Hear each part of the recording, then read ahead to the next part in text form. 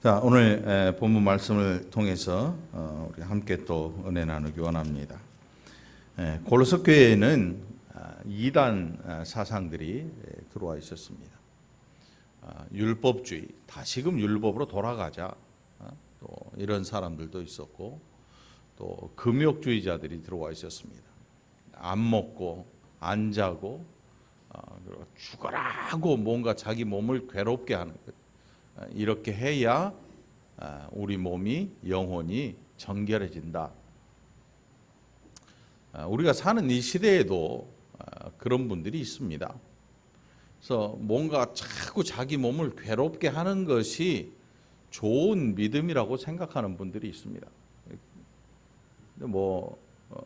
금식도 하고 봉사도 하고 철야도 하고 하면서 자기 몸을 죽여야 영이 산다고 생각을 하는 분들이 있습니다. 그래서 이 골로새 교회에는 굉장히 위험한 이런 이단들이 굉장히 많았고, 또 한 가지는 천사 숭배하는 사람들이 있었습니다. 천사를 왜 숭배하냐 하면 그게 겸손한 게 아니냐라고 생각을 합니다. 이 사람들이. 왜 그런 생각을 하는가 하면, 야, 우리가 어떻게 하나님 아버지 앞에 직접 나갈 수 있느냐? 그 가운데 있는 천사를 통해서 나가는 것이 죄인인 우리가 겸손한 게 아니겠느냐? 이게 자의적 숭배와 겸손. 그러니까 결국 그들이 이 세 가지, 율법주의, 또 천사 숭배, 금욕주의, 이런 것들이 교회에 들어오니까 굉장한 혼란이 일어나겠죠. 도대체 뭐가 옳은 것이냐? 거기에 대해서 사도 바울은 과감하게 이야기를 하면서 세상의 초등학문에서 너희가 그리스도와 함께 죽지 않았느냐?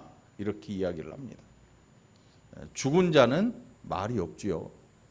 죽은 자는.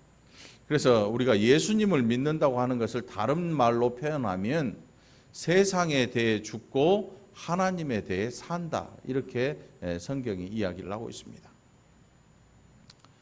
반면에 우리가 예수님을 믿기 전에 어떤 상태였냐 하면 하나님에 대하여 죽은 자요, 세상에 대하여 산 자였습니다. 이게 무슨 뜻이냐면 모든 죄악들이 우리를 향해 유혹할 때 그 모든 죄악에 대한 반응이 우리의 마음과 육신에서 있었다는 것입니다. 근데 이제 세상에 대해서 죽었다고 하는 것은 갖은 유혹과 이런 것들이 자꾸 우리를 넘어뜨리려고 해도 반응이 없는 것입니다. 왜냐하면 예수 그리스도와 함께 우리가 십자가에 죽었기 때문에 그래요. 그리고 하나님에 대하여 산 자가 되었다. 이제는 그 죄를 대적하는 일로 말미암아 우리의 영혼과 마음이 움직이는 것입니다. 하나님에 대하여 산 자가 되었다. 그래서 일부러 죄를 꾸미고 죄를 짓지 않으려고 힘쓰고, 또 알지 못하는 사이에 죄가 우리를 덮치려 하는 이런 것들이 발견되는 즉시 그 죄를 대하여 대적하기 시작할, 이게 하나님에 대하여 산 자가 된 것입니다. 그래서 여러분, 특별히 요즘 시대에 볼 수 있는 게 뭐냐면 금욕주의자들 많이 없어졌죠. 바울 당시에 이런 금욕주의자들이 굉장히 많았습니다. 그래서 점점 심해져가요. 그래서 금욕주의의 결말이 뭐냐면 자기 몸을 괴롭게 하는 거예요. 그래서 이 필리핀이나 또 브라질 이런 데 가면 예수 상을 걸어놓고 막 자기 몸을 자해하는 사람들이 있습니다. 왜 자해합니까? 나는 죄인이니까 이런 걸 해야 내 영혼이 맑아진다라고 생각을 하는 겁니다. 자기 살에 쇠꼬챙이를 막 꽂으면서 무슨 닭꼬치도 아니고 꼬챙이를 막 이렇게 피를 질질 흘리고 칼로, 그게 이방 우상 종교에서 온 거거든요. 기독교에는 그런 게 없습니다. 그러니까 여러분, 지나친 우리 이 기독교는 금욕주의가 아니에요. 금욕주의가 아니에요. 금욕주의는 철학에서 그 당시에 에센파라고 하는 이 철학의 한 부류에서 들어온 거지요. 놀랍게도 철학에는요 쾌락주의도 있어요. 쾌락주의. 여러분 우리 젊은 고등학생들 철학이 윤리 시간이나 뭐 이런 데 배우잖아요. 쾌락주의가 있으니까 반대급부로 금욕주의가 나타나게 된 거죠. 이런 이 세상의 철학에서 기독교로 슬그머니 이런 것들이 틈을 타고 들어온 거죠.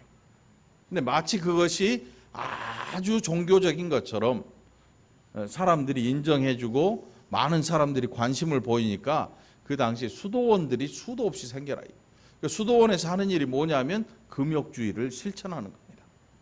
안 먹고 안 자고 기도하고 뭐 이런 모습을 통해서 자기가 종교적으로 완성되어 간다는 이런 착각을 불러일으키게 했습니다. 그런 사상들이 이 골로새 교회에 들어온 것입니다. 그래서 골로새서 2장에서 바울이 그러므로 먹고 마시는 것과 절기나 초하루나 안식일을 이유로 누구든지 너희를 비판하지 못하게 하라. 유대 율법주의자들이 하는 일이 뭐냐면 절기에 목숨을 걸어요. 절기에다가 목숨을 걸어요. 우리나라도 어떤 분들 보면 고난주간이 다가오면 아주 몸을 괴롭게 합니다. 물론 이 모든 분들이 다 그렇지는 않겠지요. 그런데 목적이 몸을 괴롭게 하려고 금식을 해요. 그러면서 죄를 떨어내는 죄와 싸우는 이런 것들을 표현하면서 또 이 금식을 하기도 하고 굉장히 아무튼 이 고난 주간에 자기도 고난 당해야 된다고 생각을 하면서 살아요. 근데 그 겉으로 드러나는 모습이 별로 아름답지가 않아요. 얼굴 다 상해 있고 예수님의 말씀대로라면 얼굴에 오히려 더 화장을 해야 되고 금식하는 티도 안 내야 되는데 온 동네방네 고난주간이니까 금식하자. 물론 정말 좋은 마음으로 하는 분들도 있겠지만 그 금식 자체를 뭔가 특별한 종교적 행위로 생각하는 분들에게 그거는 아름답지 못한 일이 돼요. 그러니까 고난주간이라 그래서 여러분들 우리가 고난당하라는 고난주간이 아니고 그리스도의 고난을 묵상하면서 우리의 죄가 얼마나 우리 인생들에게 심각한 결과를 미쳤는지를 깨닫고 거룩해지는 연습을 하는 더 연습하는 그런 기간이지 밥을 안 먹고 몸을 괴롭게 하는 그런 기간이 아니라는 겁니다. 막 철야를 하고 잠을 안 자고 아침에 벌겋게 새고 또 출근했다가 또 다시 교회에 와가지고 아주 지독한 이 종교적인 이런 것을 통해서 뭔가 마음에 야 나는 참 대단한 종교인이다라는 위로를 받는 그 자체가 이미 말씀에 밖으로 튀어나간 거예요. 성경 어디를 찾아봐도 그런 게 없어요. 근데 이 구약 율법주의자들, 특별히 유대교의 사람들에게 이 절기를 지키는 것은 굉장한 중요한 일이었습니다. 그런데 이 기가 막힌 아이러니가 뭐냐면 원래 이 사람들은 하나님이 지키라고 했던 유월절도 안 지킨 사람들. 유월절이 뭐냐면 그들이 수백 년 전에 애굽에서 하나님께서 그들을 종의 노예에서 자유자로 불러내실 때에 그 날을 기억하고 그 날을 통해서 하나님의 은혜를 기억하라는 이 날이거든요. 그게 유월절이에요. 그 유월절을 지킨 왕이 별로 없어요. 5손가락 안에도 안 들어와요. 제대로 유월절 지킨 왕이 없어요. 그랬는데 언젠가 갑자기 이 절기를 지키는 것이 굉장한 종교적인 율법을 지키는 그런 것인 것처럼 여기고 목숨을 걸고 지킵니다. 여러분, 우리 교회는 맥주절, 맥주감사절이 없잖아요. 어떤 분들은 집에서 맥주 감사를 하더니 맥주예요. 맥주가 아니고 착각하면 안 돼요. 맥주 감사를 하는 그런 분들이 있는데 길에서 눈 마주치면 굉장히 곤란해. 팔도장에 못 가 집사람하고 1차에서 열렸잖아요. 가고 싶어도 못 가. 왜냐하면 아는 분 교인들 만날까 봐. 또 맥주 감사하고 있는데 가가지고 또 과음하지 마세요. 뭐 이런 말 할 수도 없잖아, 목사가. 안 가. 그게 나쁜 건 아니에요. 뭐 술 먹고 막 온 동네 휘젓고 다니는 그런 분들은 안 계시겠지. 아무튼 맥주 감사. 우리는 신년 감사를 하잖아요. 이 맥주절이 원래 보면 신년 감사 예배와 거의 흡사해요. 하나님 앞에 헌신을 다짐하고 또 첫 수확에 감사하고 이런 신년 감사랑 거의 비슷한 성격을 가지고 있죠. 그래서 맥주 감사절을 지키지 않죠. 근데 그걸 안 지킨다고 해서 우리가 나쁜 사람이 되는 건 아니에요. 이 구약의 유대 율법주의자들이 하는 일은 뭐냐면 이거 안 지키면 너는 종교인이 아니야. 유대주의 너는 하나님의 사람이 아니야. 이런 식이에요. 주일은요. 1년에 몇 번 지켜야 됩니까? 52주 있으니까 52주 지켜야지요. 그런데 그걸 100%못 지킬 수도 있어요. 지키고 싶어도 못 지킬 수 있어요. 군대에서 어디 훈련 나가버리거나 외국 출장을 가는데 토요일 날 떠나는데 그 나라는 주일이 지나버리고 월요일이 되는 경우도 있고 뭐 그런 일이 있어요. 지구 반대편에 가야 되는데 어떤 교수님이 신학교 다닐 때 그러더라고. 그것도 주일을 범한 거래요. 그럼 어떻게 비행기에 교회를 가져가야 되나? 아무튼 우리는 그럴 수밖에 없어요. 이걸 100%다 지킬 수도 없어요. 그렇다고 해서 불경건한 사람이 되는 건 아니에요. 근데 어떤 분들은 주일을 하루 못 나오면 막 무서워서 떨어.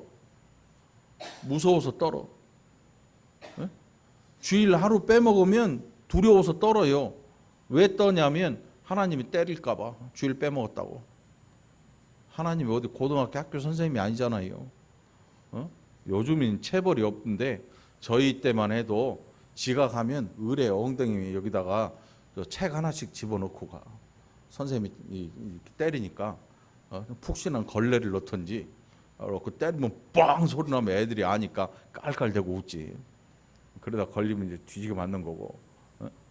아무튼 하나님께서 우리가 주일로 한번 어겼다 그래가지고 막 회초를 두들겨 패는 그런 심퉁맞은 그런 신이 아니란 말이에요. 유대 율법주의자들이 하는 일, 그래서 날과 절기 이런 것들을 지키는데 목숨을 걸 정도로 아주 이런 것에 집중을 해요. 그러니까 여러분, 우리가 신앙생활 할 때 우리가 늘 자유자라는 생각을 까먹으면 안 돼요. 예수님께서 십자가에 달리셔서 그 보혈로 우리를 구원하신 것은 우리로 자유함을 얻도록 해주신 거거든요. 날이나 절기나 이런 것들에 얽매이지 않아요. 왜냐하면 예수님께서 이 달려 죽으신 이 십자가의 사건은요, 이 모든 율법을 단 한 점 한 획도 틀림없이 다 이루어 버리신 율법의 완성이거든요. 그러니까 티끌만큼도 부족함이 없는 거예요. 그러면 왜 우리가 주일을 이렇게 사모하면서 지켜야 되느냐? 감사함으로 지키는 거예요.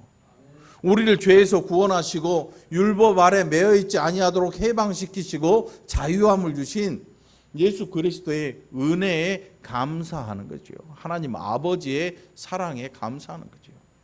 이게 우리의 신앙생활의 자유함의 모습이죠.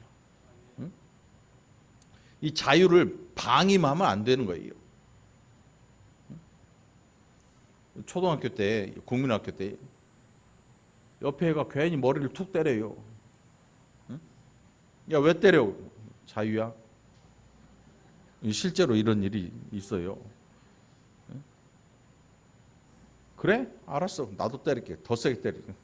빡 때리고. 성질을 내면서 왜 때려? 나도 자유야. 야, 그러다 코피 터지게 싸우는 거지. 이제. 이 자유라고 하는 것은 남한테 피해를 주는 건 자유가 아니에요. 그리스도인들이 자유자이지만 절제해야 되는 사람들이. 그래서 기독교는 금욕주의가 아니고 절제할 줄 아는 사람들. 절제할 줄 모르면 어떻게 돼요? 그냥 들이퍼 부어가지고 인사불성이 되지요. 대리를 불렀는지 과장을 불렀는지 기억도 못해요. 집에 왔는지 어떤지 아침에 차에서 널브러져 자고 있다가 아파트 주차장에서 일어나는 사람도 있더라고. 그냥 자기 차인데 그 뒤에서 막 널브러져 자고 있는 사람도 있어요. 아무튼 절제할 줄 아는 사람, 이게 그리스도인이거든요.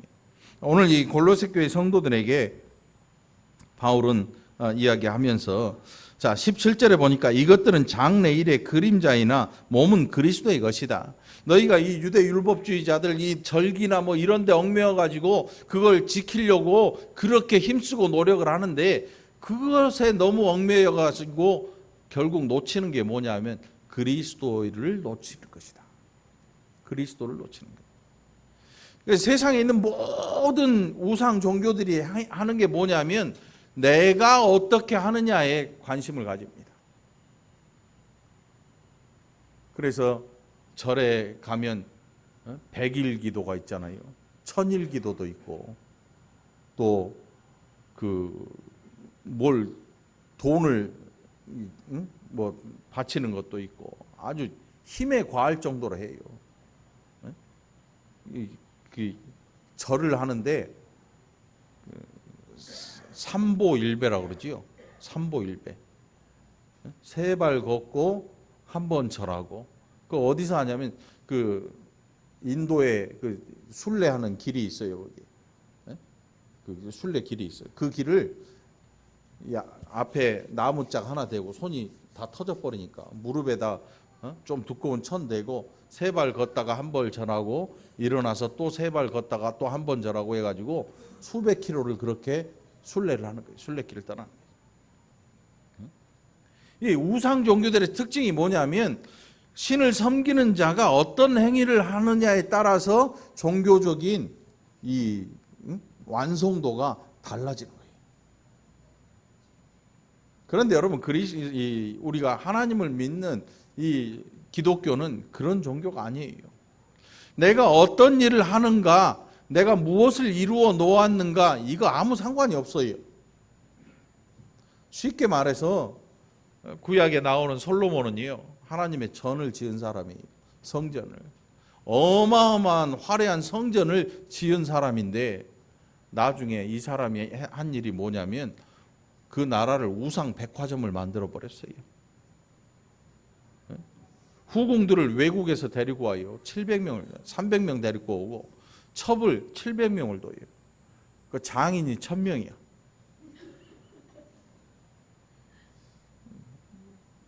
실제로 그랬어. 그만큼 돈이 많았어요. 하나님의 성전을 지었는데 우리가 생각할 때 정말 대단한 사람 아니겠습니까? 응? 그런데 외국에서 여인들을 데려가 뭐 후궁이 1000명이네, 뭐 장인이 1000명, 이게 중요한 게 아니고 그 여인들이 가지고 온, 자기 나라에서 가지고 온 우상이 그 솔로몬이 사는, 그들이 사는 궁에서 우상을 숭배하는 일이 벌어진다. 1000명이 왔으면 신을 몇 개 갖고 오겠어요? 1000개 갖고 와요. 여러분, 일본이란 나라가 저게 쉽게 표현하면 귀신 나라예요, 귀신 나라. 일본의 신이 2억 개가 넘는다 그래요. 그러니까 집집마다 내가 신으로 섬기면 신이 되는 거야. 신이 되는 거야. 그러니까 우리가 생각하는 정서를 가지고 일본을 생각하면 안 맞아요. 우리보다 훨씬 더 심각해.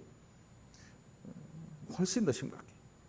우리나라에도 우상이 많다고 하는데 일본은 우상이 많은 정도가 아니고 거의 귀신섬이라고 해도 과언이 아니에요.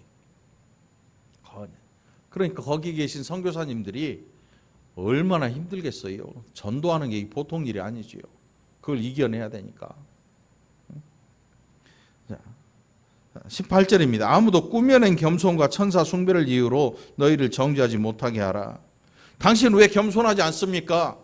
근데 이 겸손의 내용이 내가 하나님 앞에서 겸손하고 사람들 앞에서 인격적인 겸손을 가져야 하는데, 여기에 나오는 겸손은 뭐냐면 우리가 어떻게 하나님 앞에 감히 나갈 수가 있겠는가. 하나님의 시중을 드는 천사들을 통해서 나아가자. 그래서 천사 숭배가 이루어지기 시작한 겁니다. 종교적인 자의적 이렇게 보고 내가 어떻게 하면 겸손할 수 있을까를 생각해 가지고 하나님의 뜻을 어긋나면서, 뜻을 어기면서 천사를 숭배하는 거예요. 마치 그게 굉장한 겸손인 것처럼 꾸미는 거지요. 종교적인 아무런 유익도 얻지 못하고 육적인 유익도 없고 영적인 유익도 없어요. 그런데 종교적으로 그 모습을 보면 굉장히 좋아 보여요. 여러분, 교회 다니다가 로마 교회로 가잖아요. 젊은 사람 특히 많이 가요. 왜냐하면 거기 미사라고 하는 이걸 보면 아주 웅장하고요. 사람의 마음을 혹 할 만한 그런 음악도 쫙 나와요. 성당이라는 데가 원래 이렇게 아치형을 가지고 있으니까 노래를 하면 전부 가수야. 노래방 가면 다 자기가 노래 잘하는 줄 알잖아요. 에코가 막 팍 나오니까 아 하면 저쪽에서 아 이러니까 다 자기가 가수인 줄 알아요. 우리나라 사람들 다 자기가 노래 잘하는 줄 알고 노래방만 가면 마이크를 안 놓는다 그래요. 그럼 각자 가든지 왜 10명이 갔는데 2명만 마이크 안 놓고 노래 부르냐고. 아무튼 뭐 그렇게 하든지 말든지. 근데 중요한 것은 로마 교회가 하나님만을 섬긴다고 생각하면 안 돼요. 예수님 믿기는 믿는데 중간에 누가 있어요? 예수님 엄마가 있어요. 예수님 엄마 마리아. 그 성모 마리아라 그래. 성모 마리아. 그 성모 마리아를 통해서 하나님한테 이야기를 하는 거죠. 그래서 기도문을 봐도 마리아여 뭐 이렇게 기도문이 써 있어요. 그게 천사 숭배예요. 이런 식의 하는 게. 그런데 종교적인 모습은 굉장히 멋있어요. 그래서 로마 교회 미사에 이렇게 가본 사람들이 그 모습을 보고 야, 영적으로 위안을 얻고 마음에 위로를 얻는 이런 것 때문에 가는 사람들이 많아요. 교회 다니는 사람들 중에도 그리 가는 사람들이 많아요. 그런데 절에 이 천주교에 다니던 사람들이, 로마 교회 다니던 사람들이 교회로 오는 경우는 드물어요. 어디로 가겠어요? 로마 교회에 다니다가 다른 종교를 찾으면 저절로 가버려요. 저절로. 자동으로 가는 게 아니고 절로 간다니까. 왜냐하면 거기서 에이 저리 가, 절로 가 그러니까. 절로 가 그러니까 절로 가버리는 거지. 왜 절로 가냐면 거기에 있는 그 뭐 추기경이나 뭐 수녀들이나 그분들 가끔 절하고 소통을 해요. 소통. 가서 같이 절에 가서 앉아서 그 예불을 드린다 그러잖아요. 예불도 드려요. 실제로 아무렇지도 않아. 전혀 아무렇지도 않아. 왜냐하면 그분들에게는 구원을 얻는 길은 여러 길이 있다고 여겨지거든요. 그게 뭐냐면 종교다원주의라 그래요. 종교다원주의가 뭐냐면 구원의 길이 많은데 그 모습이 다르게 나타날 뿐이다라고 생각을 해요. 만일 여러분 중에도 그런 생각을 가진 분들이 있다면 그분은 기독교인이 아니에요. 예수 믿는 사람이 아니에요. 그냥 자연신을 믿는 사람이지. 구원은 오직 그리스도로 말미암은 거예요. 우리에게 구원 얻을 이름을 주셨는데 예수 그리스도 그 이름 외에는, 예수님 그 이름 외에는 우리에게 주신 적이 없어요. 구원자이신 하나님께서 우리를 구원하실 계획을 세우시고 구원해 내시는 하나님께서 이 인류에게 주신 이름은 예수 그 이름밖에는 주신 적이 없어요. 그런데 사람들이 다른 종교도 구원이 있다라고 생각을 해요. 그래서 종교 다원주의가 판을 치기 시작한 거죠. 왜냐하면 교회 다니면 답답하잖아요. 이것도 하지 마라, 저것도 하지 마라. 응? 근데 하지 마라는 게 아니고 사실은 성경을 어떤 분은 하지 말란 것만 이야기를 해요. 그런데 원래 착하게 살던 아이는 착하게 사는 아이는요, 하지 말라는 일을 원래 안 해요. 예수 안으로 들어오면 우리가 하나님께서 우리를 착한 아이로 여겨주셔요. 그러니까 제일 힘든 아이가 뭐냐면 원래 나쁜 놈인데 이거저거 막 하는데 하지 말라는 게 너무 많은 거야. 왜? 내가 여태껏 지금 하고 있는 게 다 하지 말라는 거야. 그럼 문제가 되는 거죠. 성질이 나는 거지. 왜 못하게 하냐? 그러니까 튀겨나가 버리는 거야. 근데 다른 데 가니까 그렇게 해도 상관없다. 여러 가지 길이 있다. 이렇게 얼마나 편해요. 얼마나 편해. 그래서 기독교는 모든 세상의 종교들이 반목해요. 반목. 왜냐하면 기독교가 당신네도 종교 맞아요. 이렇게 인정을 해주고 당신네 신도 신 맞아요라고 인정을 해줘야 되는데 성경을 통해서 보면 그게 안 돼요. 그게 안 돼. 뭐가 안 됩니까? 사람 손으로 만든 신을 신이라고 할 수가 없어요. 하나님만이, 오직 하나님만이 유일하신 참된 신이거든요. 인정할 수가 없는 거죠. 그러니까 싫어하는 거예요. 교회 다니는 분들이 다른 종교를 가진 분들과 이야기를 하다 보면 말이 안 통하죠. 답답하죠. 자, 닭이 익어가야 되니까 벌써 한 10분 남았어요. 좀 기다리세요. 열심히 볶고 있으니까. 자, 그렇게 해서 종교적인 이 모습을 가지고 놓쳐버린 게 뭐냐면 19절에 나오죠. 머리를 붙들지 아니하는지라. 머리를 붙들지 않는다. 이게 무슨 얘기냐면 자기의 종교적인 이 행위를 하다가 결국 예수 그리스도가 없어져 버리는 거예요. 교회의 머리는 예수님이세요. 몸은, 교회는 그의 몸이에요. 그리스도와 머리와 몸이 함께 있지 않으면 이 말이 안 되는 거예요. 그런데 자기의 종교적인 행위의 열심으로 한참 하다 보니까 머리를 붙들지 않는다. 이 뭐냐 하면 머리가 없는 거예요. 몸뚱이가 지 마음대로 움직이고 다니는 거죠. 그 뇌로부터 이것이 와야 되는데 머리만 움직이는 거예요. 밥 먹기 전에 좀 닭모가지 탁 자르면 어떻게 돼요, 여러분? 네? 피 나오는 게 아니라 닭이 튀어버려요. 진짜로. 그 기네스북인가 보니까 세상에 이런 일을 보니까 목 잘린 채로 일주일 산 닭이 있더라고. 진짜로. 그래, 닭만 그런 게 아니에요. 물고기도 그래요. 회 뜨는 사람이 기가 막히게 회를 쫙 떴는데 뼈만 이렇게 다니고 물속에서. 진짜로 물고기는 아픔을 못 느낀대요. 우리처럼 이렇게 통점이 없대요. 신경이 없어. 아픔을 느끼는 신경이 없어서 일식 그 하는 사람이 칼로 이렇게 회를 쫙 양쪽을 떠. 아픔을 못 느끼니까 물속에서 그냥 자기가 멀쩡한 줄 알고 헤엄을 치고 살더라고. 오래는 못 살겠죠. 아무튼 머리가 없이 몸이 움직이면은 그게 비정상인 거예요. 여러분 등 가려운 거 어떻게 알아요? 네? 느낌으로. 그래요. 우리 뇌에서요. 야, 등 목이 물었다. 이걸 알려주지 않으면 몰라요. 알려주지 않으면. 그러니까 뇌에 문제가 생긴 심각한 경우는 어떤 경우가 있냐면 이 온 몸에 감각을 못 느껴요. 감각이 없어져요. 이 신경을 전달하는 이 척추가 문제가 생겨버리면 하반신이 전부 다 이 목 밑으로 하반신이 전부 마비가 돼서 아무것도 바늘로 찔러도 통증도 못 느껴요. 이렇게 심각한 거예요. 이렇게 심각해요.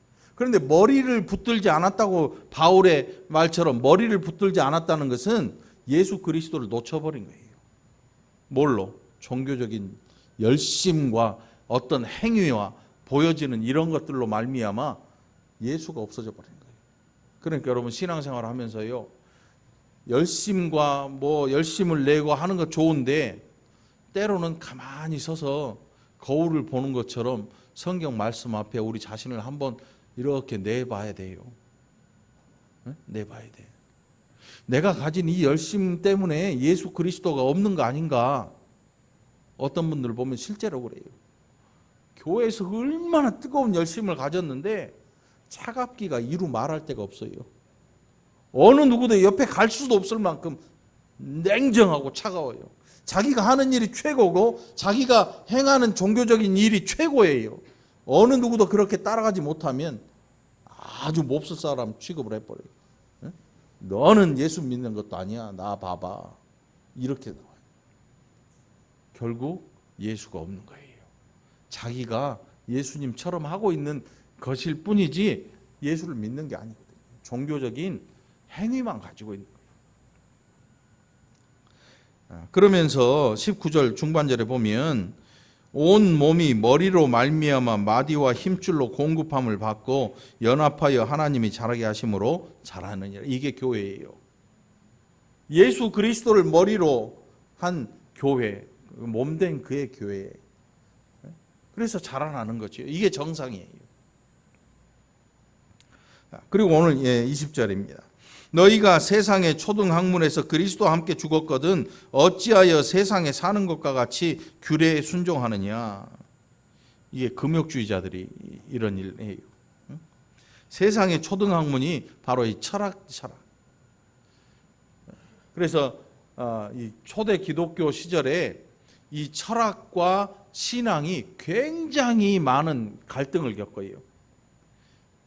신학하는 분들이 이 철학을 어떻게 취급할 것이냐, 버릴 것이냐, 그래가지고 나온 말이 철학은 신학의 시녀다, 이런 말도 나와요.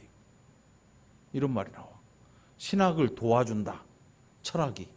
이런 말도 나오는데, 그런데 여러분 이 기독교 철학도 있고 하는데 결국 그 철학은 철학일 뿐이에요. 그 철학이란 게 뭐냐면 인간의 가장 기본이 무엇이냐, 세상을 이루는 근간이 무엇이냐, 이걸 따지고 시작하는 게 철학의 시작이거든요. 나는 철학이란 건 너무 어려워서 못해. 아니야, 못하는 게 아니고 다 하고 있는데 자기가 하는 게 철학이라는 걸 모르는 거예요. 그런데 어떤 분들은 말도 안 되는 이야기를 뻥뻥 해요. 그런 걸 뭐라 그래? 그렇지, 개똥철학이라고 그래. 개똥철학. 개똥철학이라고 그래. 진짜. 철학이라고 하는 게 처음 출발이 뭐였냐면 세상은 뭘로 이루어졌을까? 어떤 사람이 물이다. 그러니까 가만 보니까 다 물 같아. 근데 어떤 사람이 갑자기 돌이다. 그러니까 가만 보니까 또 그런 것도 같아. 아니다, 불이다. 막 화염이 뻥뻥 터지는 화산이 막 땅속에서 터져 나오니까 그것도 그럴 것도 같아. 그 요 세 가지가 가장 초보야.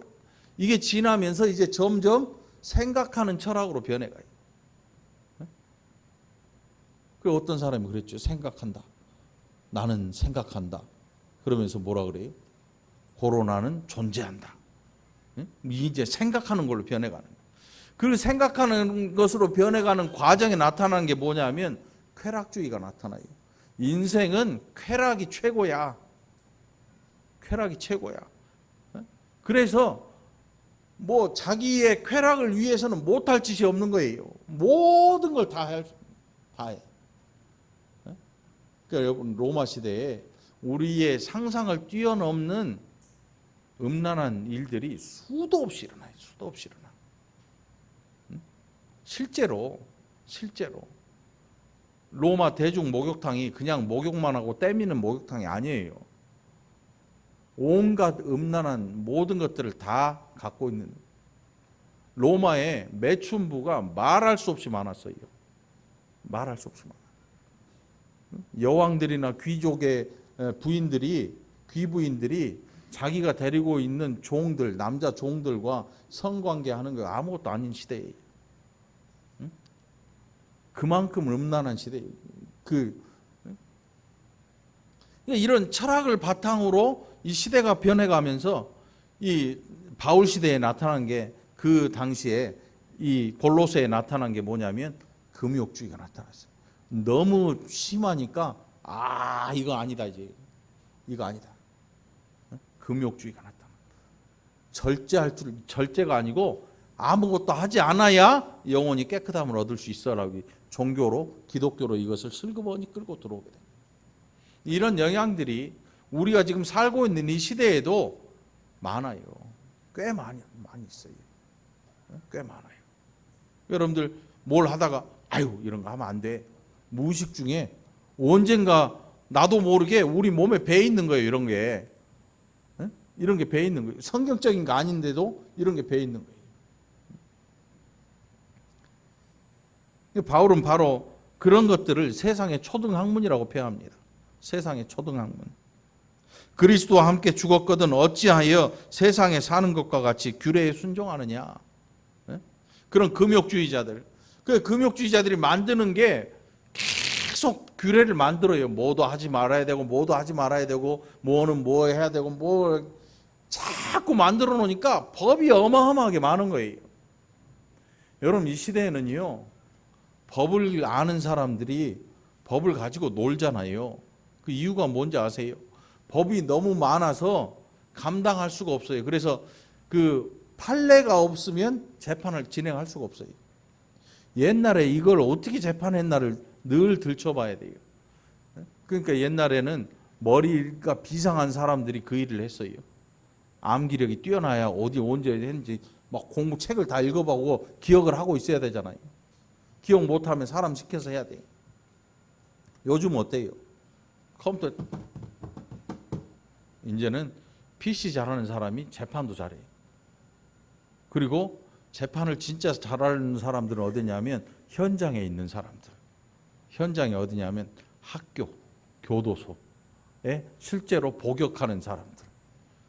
여러분들 이제 실제로 그분들이 딱 이제 여러분들이 만약 죄를 져서 입방식을 하게 되면요, 딱 들어가면 야 왜 왔냐? 뭘로 왔습니다. 몇 년 딱 때려 그 안에서 그럼 정확해. 진짜 정확하대요. 기가 막히게 맞춘대. 이건 변호사가 이렇게 해서 이렇게 할 거야. 그 변호사가 없으면 그 안에서 만남돼. 이게 이 종교적으로 아주 힘들어. 이게 법이 계속 많아지는 거예요. 금욕주의자들이. 그러니까 이것도 하지 말아야 되고 이것도 하지 말. 바로 그런 의미에서 어찌하여 그런 규례에 순종하느냐 이렇게 얘기하는 거지요. 21절로 22절이 바로 그 내용이에요. 그래서 사람의 명령과 가르침을 따르느냐 이렇게 이야기를 하고 있어요. 그게 하나님의 율례와 법도가 아닌 사람의 명령과 규칙이에요. 사람이 만든 거예요. 예수님 당시에 장로들의 유전이라고 하는 것처럼 장로들의 유전은 성경하고 상관이 없어요. 만든 거지, 만든 거. 밥 먹을 때는 손을 씻어야 된다. 이건 초등학교도 아는 거잖아요. 밥 먹을 때 손 안 씻으면 어때요? 네? 밥 먹을 때 손 안 씻으면 종교적인 것을 범한 건가요? 아니면 위생적인 것을 까먹은 건가요? 근데 이게 예수님 당시에 종교적인 것이 됐죠. 손 닦는 일이 종교적인 일이 돼가지고 예수님 제자들이 떡을 먹는데 손을 안 씻고 먹어요. 그러니까 유대교 사람들이 어찌하여 당신의 제자들은 먹을 때 손을 씻지 않는 것이요? 왜 장로들의 유전을 범하는 것이요? 라고 이야기를 해요. 그건 지네가 만든 거거든요. 사람의 명령과 규례를 지킨다고 하는 게 바로 그런 거였어요. 그러니까 뭐 아무 상관도 없는 거지요. 손 안 씻고 밥 먹으면 어떻게 먹어야 돼요? 빵 먹을 때. 이거 딱 잡아가지고 이렇게 먹고 여기만 버리면 되잖아요. 이거만. 심한 경우에는 이것도 먹어도 상관없지. 주일날 상추 나올 때 제가 늘 느끼는 건데 손이 좀 까무잡잡했는데 상추 먹고 나면 깨끗하더라고.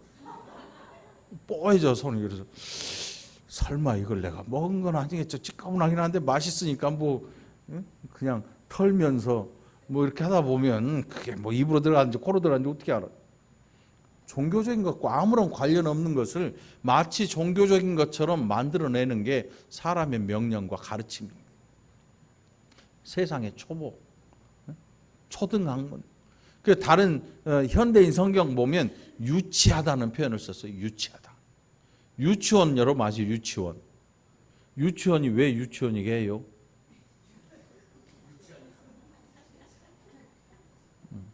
이걸 모르면 안 돼요, 여러분. 유치원에 다닌다. 네? 그거는요, 우리가 볼 때 엄청 유치한 짓거리를 엄청 하니까 유치원이야. 우리 사랑자매가 알걸? 유치원 선생님이었으니까. 거기서 가르치는 게 뭐예요? 손 씻는 거, 세수하는 거, 줄 서는 거, 밥 먹는 거, 흘리지 않고 먹는 법.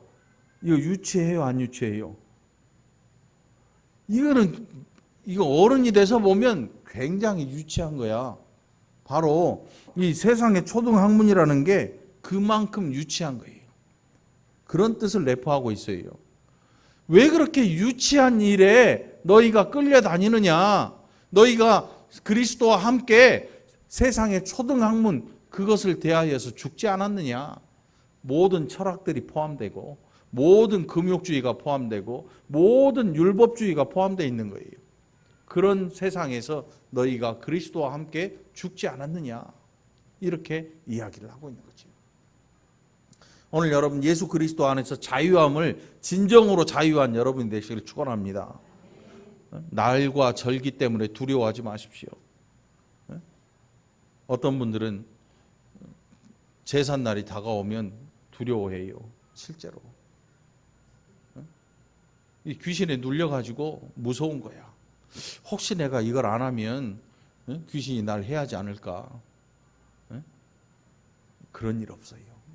특별히 만일 그랬다고 손 쳐도 여러분이 예수 그리스도를 영접하는 그 순간 여러분은 하나님의 성령에 힘입어 살아가는 존재예요. 귀신이 건드리지 못할 줄 믿습니다. 두려움을 갖지 마시기 바랍니다. 두려워하지 마시기 바랍니다. 자, 23절입니다. 자, 이런 것들은 자의적 숭배와 겸손과 몸을 괴롭게 하는 데는 지혜 있는 모양이나, 다시 말하면 종교적인 형태, 나타나는 형태로 봐서는 굉장히 좋아 보이는 모양이지만 그 뒷말이 뭐냐면 오직 육체 따르는 것을 금하는 데는 조금도 유익이 없느니라. 너희가 육적인 죄를 범하지 않으려고 이런 것들을 하는데 이런 것들을 해가지고 죄 안 짓는 사람이 없다는 뜻입니다. 옛날에 유명한 기생이 있었지요. 이름이 황진이. 우리 황기성 권사님네 저기 친척벌 좀 될래나? 황진이. 노래도 나왔잖아요. 황진이 막 그러더라고요. 근데 그 황진이라는 기생이 이 수도를 하는 수도승을 찾아가요. 어떻게 됐어요, 여러분? 망했지 뭐. 해탈한다고 수도하던 수도승 옆에 가서 선상님 막 분냄새 뿔뿔 풍기고 옆에 왔다 갔다 하니까 이 수도승이 홀랑 넘어가 버린 거예요. 끝났지 뭐. 이런 거예요. 금욕주의고 뭐 종교적인 막 이런 행위를 한다 그래서 너희가 육신의 죄를 범하지 않는다고 생각하느냐? 그런 거 없다. 실패한다. 그런 것들 가지고는 실패할 수밖에 없다. 육신을 따르는 데는 아무런 힘이 없다. 소용이 없다. 이런 뜻이에요. 우리가 이런 것들을 막 금식하고 막 기도 철야기도 하고 한다 그래서 우리가 육적으로 거룩해지느냐? 천만의 말씀이에요. 이런 거 가지고는 안 돼요. 그래서 산에 가면 이 고행하는 수도승들이 있잖아요. 막 밥 안 먹고 진짜로 땡볕 아래서 좌선하고 뭐 참선한다고 하는 이런 종교적인 일련의 행위들이 그 사람을 죄 없게 만들지 못하는 거예요. 왜냐하면 예수님께서 뭐라고 하셨는가 하면 마음에 음욕을 품는 자마다 이미 죄를 지은 거라고 말씀하거든요. 그래서 여러분 그리스도인이 뭐냐면 마음에 성령을 모시고 살아가는 사람들이 하나님의 영을. 그리스도인들도 음욕을 품을 수 있습니다. 아마 여기 있는 젊은 남자 집사님들 중에 젊었을 적에 한두 번 야동 컴퓨터에 안 담아 놓은 사람들이 있겠어요? 제가 고쳐주면서 보니까 다 있더만. 좀 지워갖고 보내든가 하지. 그런 사람이 있겠냐고. 다 이미 마음의 음욕이 다 죄를 범했단 말이에요. 그 나이 든다고 음란한 이 음욕의 죄 안 범할 것 같아요? 천만의 말씀이에요. 붙들려 가는 사람들 보면 숱하게 맞죠. 저 사람이 저런 짓까지 했을까라고, 저 사람이 설마라고 생각했던 사람들이 정말 말도 안 되는 죄가 드러나서 잡혀가는 사람들 있잖아요. 우리가 생각할 때는 저렇게 공부 많이 한 사람이 저런 일을 했을 리가 없어. 공부와도 상관이 없고 종교적인 행위와도 상관이 없어요. 이런 것들을 이겨낼 수 힘이 어디서 오느냐? 이겨낼 수 힘이 어디서 나오느냐? 바로 하나님의 성령에서 나오게 되는 거죠. 그래서 성령의 충만함을 받는다고 하는 것은요, 이런 죄와 대적해서 싸울 수 있는 소리를 들을 줄 아는 거예요. 여러분들 생각에 성령이 충만하다 그러면 어떤 사람들은 방언을 해야 됩니다. 금식도 해야 되고요. 하루에 몇 시간씩 기도를 하고요. 이게 성령이 충만한 거 아니겠습니까? 전도해야 되지 않겠습니까? 이게 성령이 충만한 거라고 생각하는데 고작 그 정도면 성령이 충만한 게 아니에요. 바울이 성령이 충만한 사람이라는 증거는 어디서 나오냐면 자기 자신과의 싸움에서 늘 자기가 패하는 걸 보는데 성령으로 말미암아 다시금 일어나는 맛을 보는 사람이에요. 그래서 성령이 충만한 거예요. 자신을 향해서 뭐라고 합니까? 오호라 나는 곤고한 사람이로다. 누가 이 사망의 이 길에서 나를 끄집어내줄 사람이 누가 있을까? 하나님의 성령으로 말미암아 바울은 다시 일어나요. 자기 안에서도 마음 속에서 죄가 싸우는 것을 자기도 느낍니다. 그런데 이겨내요. 어떻게 해요? 하나님의 성령으로 말미암아. 이게 성령이 충만한 것입니다. 죄의 자리에서 죄를 과감하게 밀어낼 줄 아는 게 성령이 충만한 것입니다, 여러분. 오늘 이 월곶동에서 우리 월곶중앙교회 성도님들이 성령의 충만한 삶을 누리게 되기를 축원합니다. 닭이 익었습니다. 닭이 거의 다 익었어요. 이제. 이용 원사님 다 익었나? 벌써 익었어요? 아니야. 오래 삶을수록 맛있는 거야. 맛대니까는 원사님. 이따 먹어보면 알 거 아니에요. 여러분은 진짜 자유자가 되기를 축원합니다. 도대체 자유자가 뭐냐? 성경대로 살면 자유자가 되는 거예요.